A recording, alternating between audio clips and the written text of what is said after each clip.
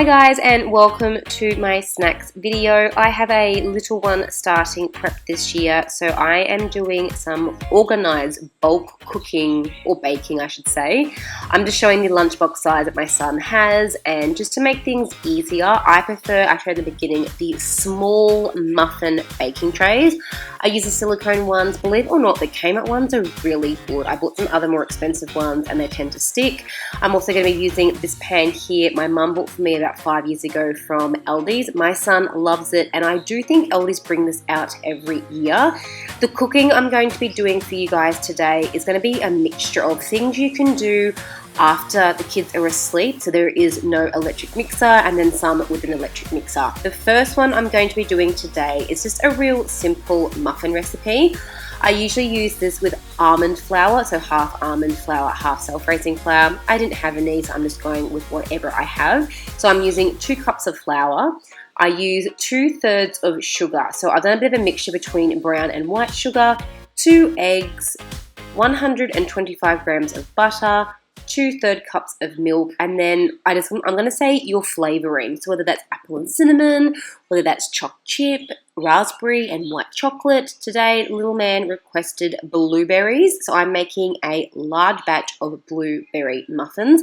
These are easy because, as you can see, you could make this after hours while your kids are asleep. You do not need a cake mixer. Pretty much you stir it all by hand, put it into the muffin tins and let it cook. I don't use paper at all with my muffin tins. I just spray them with a little bit of vegetable oil and then I bake them. I flash freeze everything you will see in today's cook, which means I lay it on a flat sheet in my freezer to freeze them, and then I put them all into a bag to freeze. That just means that when you take them out, they don't stick together. I could take out an individual muffin and then put it in his lunchbox. The time lunchtime comes around, it has completely thawed out for him, which is ideal. So today on the menu to start with is blueberry muffins.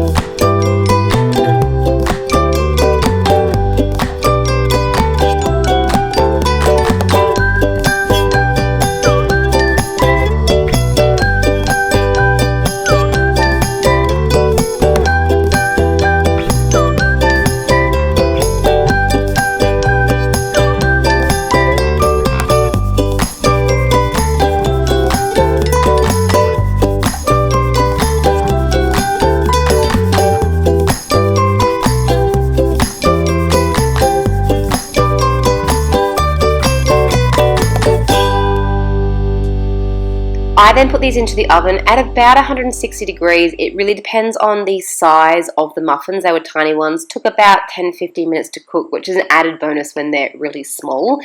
The next thing I'm doing is a Wheat Bix slice. It's got, some cocoa in it, so it's a Wheat Bix chocolate slice. This is really good, easy to make, great for the kids to get involved with as well. I have 180 grams of butter melted, a teaspoon of vanilla. I use 4 Wheat Bix. I use a cup of coconut, desiccated coconut. I find my kids like coconut when it's mixed through with something. A cup of flour, 3/4 cups of sugar. I use white sugar and just over a quarter cup of cocoa. I like the chocolatiness that it brings, so I find a quarter is good if you like it kind of mild. Can you say mild for chocolate? Or a little bit more if you like it more in flavour.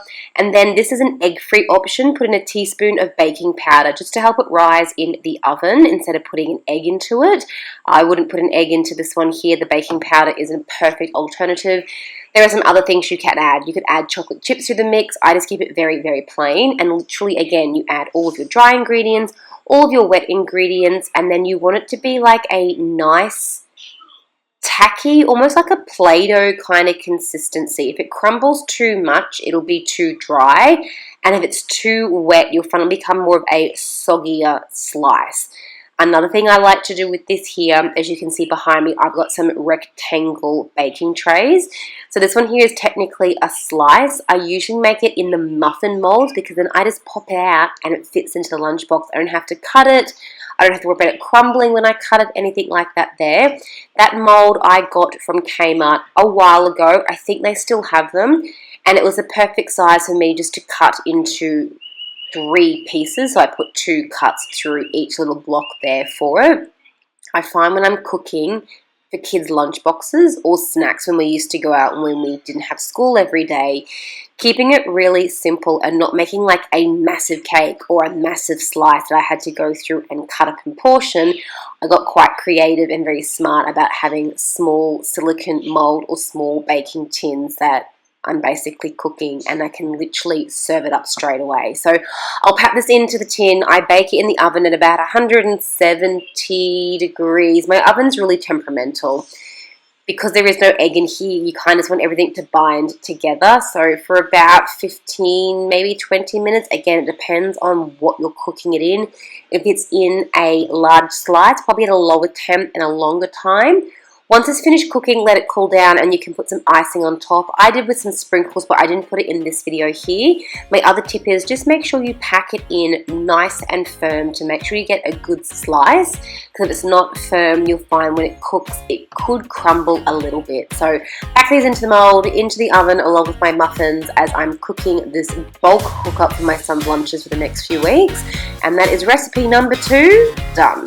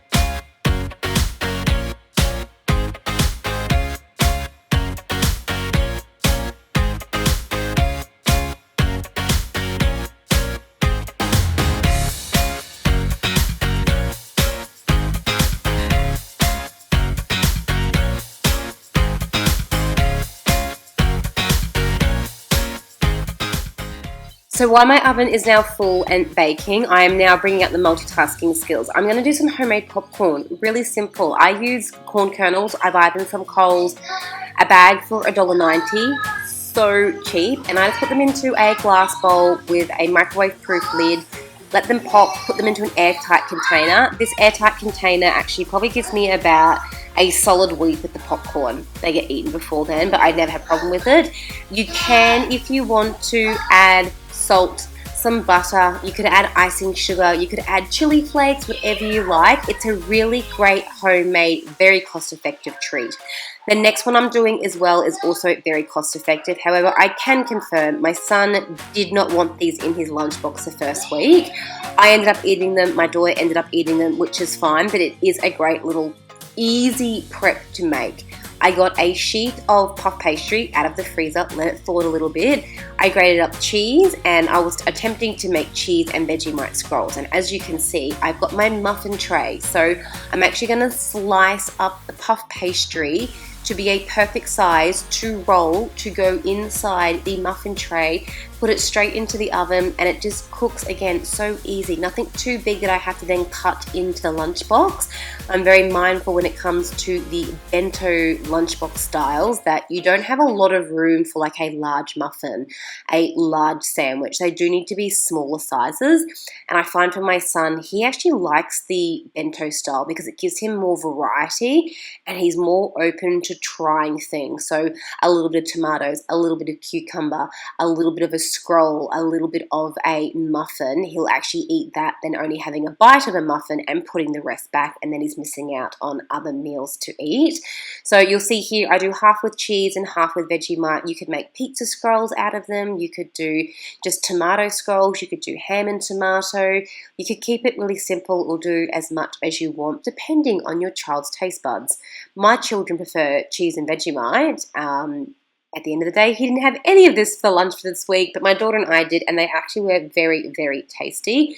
You can either cook these and put them into an airtight container for a few days, or prepare them, don't cook them, wrap them technically frozen in the freezer, and then cook them fresh the day of. So if you want them on the weekend or if you've got little ones at home, this would be a great thing to do, even for work lunch boxes and that sort of thing. If you're like a traveler, like a truck driver or a school teacher, you could easily pop these into the oven for 15-20 minutes while you're getting ready in the morning and then cook them up.